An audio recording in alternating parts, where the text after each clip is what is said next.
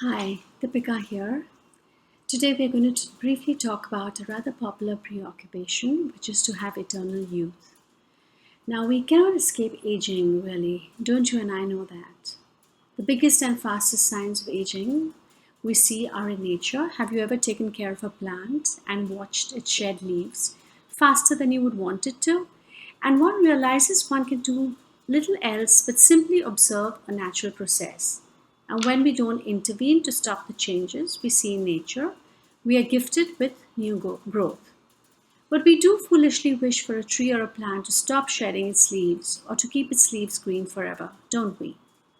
When nature obviously intended for humans to follow its course, why do we fight shy of aging? After all, it's a matter of letting go of that which is ready to be released as it has outlived its time.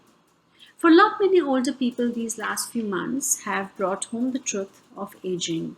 Every morning, looking at ourselves in the bathroom mirror, we could not help seeing white hair escape the safety of the colored nest, as if to tell us, you have to face up to the truth of who you are or have become. Unlike a usual habit of running to the parlor every time we saw a single white hair, we had to face up to the discoloring of our hair. So then, why do we despair of aging when we do see parts of us change ever so often? We see our nails fall off and regrow, our skin flake off, our hair falling out, and in spite of the best remedies that try to prevent hair fall. Do you see how the natural process of repair and reconstruction inside and on the body makes sure that we are fitted out well at all times? Let's take a look at a few changes happening irrespective of anything else that we may try on the outside. The cellular lining of our digestive tract changes every 3 to 5 days. The entire body cells replace themselves every 7 to 10 years. And in just 4 short months, our exhausted RBCs are totally revamped. In 5 months to a year plus, the detoxifying liver, which takes care of 500 plus functions, renews its entire cellular structure. And then, even our epidermal cells, our largest organ and defense system, have a facelift every 2 to 4 weeks. And if you consider the skeletal system that supports your movement, it has a 10-year warranty, and then everything shifts, everything moves, everything changes. Now, the depth of every moment in your life equals change, and we are therefore forever changing specimens. It makes you wonder, doesn't it, that with all this internal spring cleaning that's continually taking place, we still age. No amount of salon visits, Botox, liposuction, tucks, etc., can eliminate aging, because the moment you stop doing all of that, you are definitely going to have to face how old you currently are.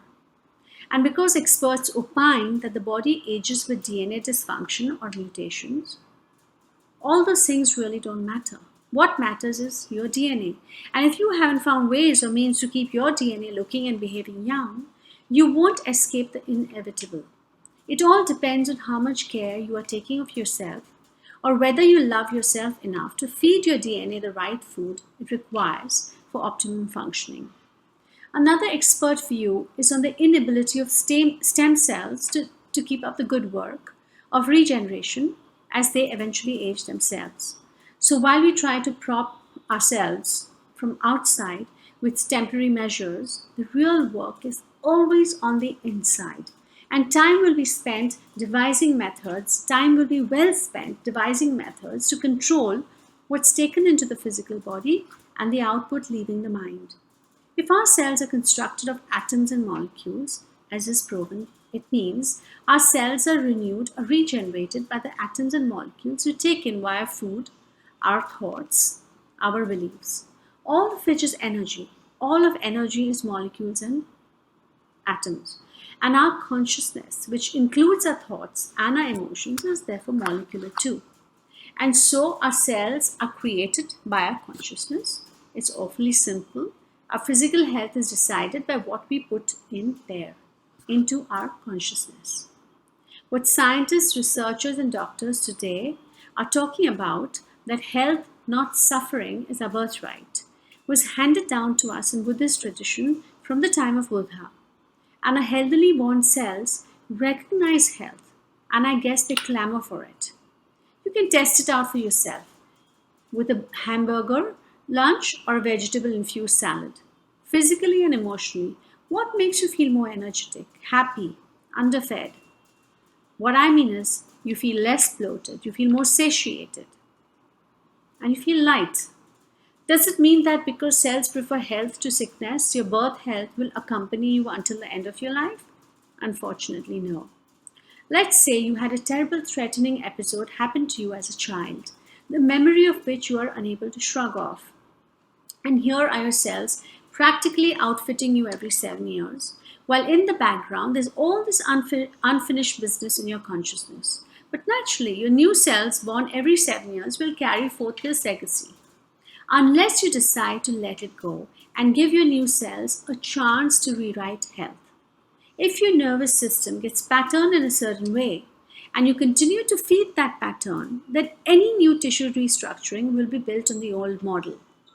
On the other hand, if your present consciousness can include forgiveness and gratitude, to name just two attributes, your cells can change and so can your health. Your health may have flourished as a child, but to maintain it in adulthood, you have to do something too. You have to claim your past experiences, however painful, as yours and yours alone, totally ending the blame game. And any release you may want in your life can only be gained through recognition, acceptance, and release of it. So, as a therapist helping clients to clear old trauma, including family or ancestral patterns, I have seen them begin the task of looking keenly at family history and drama and personal and borrowed beliefs. It makes such a big difference to your life. Tracing your own unwholesome habits to something that happened in your past, which you can let go of now clearly. You don't have to be petrified that you will end up with a genetic disease if you do the right things. You can steer your genes away from genetic disaster by changing a few things around. For instance, do things that make you happy and satisfied. Make relationship choices that grow you rather than drain you. Switch over completely from energy-busting junk food. Now, research says that 80% or more of your genetic expression will follow your habits, beliefs, and emotions. And if you are always on a roller coaster, then that's the ride you are giving your genes. Part of this human experience is that things will go against what we want, causing us pain. But to create suffering out of it isn't masterful at all. In fact, your power lies in kickstarting a new vision every time you're disappointed. People that are goal-oriented have an exciting future to look forward to. However, be cautionary. Looking way ahead into the future can rob you of your present. And it's in the present moment that we can make the best choices of our life for self, done with self-love and self-care. Decide for yourself what is optimal health for you. The components of your emotional, physical, mental, and spiritual health. Write it all down. What aspects of these are still lacking in your life? Is it good thoughts? Is it positive beliefs? Is it nutritious food in your belly? And where can you add or delete a component part? Use visualization and your imagination to dream up what you wish to be part of this construct of optimal health. Talk about it. Don't hide these dreams away from others. If others too can add their energy, the positive energy, to your dream by just thinking about it for you, its manifestation, which will happen much sooner. And think about it. Self-love includes self-care. If you want a prosperous life that you read about, or you see in movies, or you see with others, you can create it for yourself. Nothing is impossible. Everything in a manner of change is possible. Our last time tomorrow will end the series, and hope you have enjoyed it every bit as I have, putting across to you my personal experiences via this series. Until tomorrow, eat wholesome, stay healthy, and think and be safe. Goodbye. Help Talks are daily health-related talks held at Health Education Library for People, Mumbai, India. For more information visit www.healthlibrary.com. Subscribe to Help Talks channel. Be better informed about your health.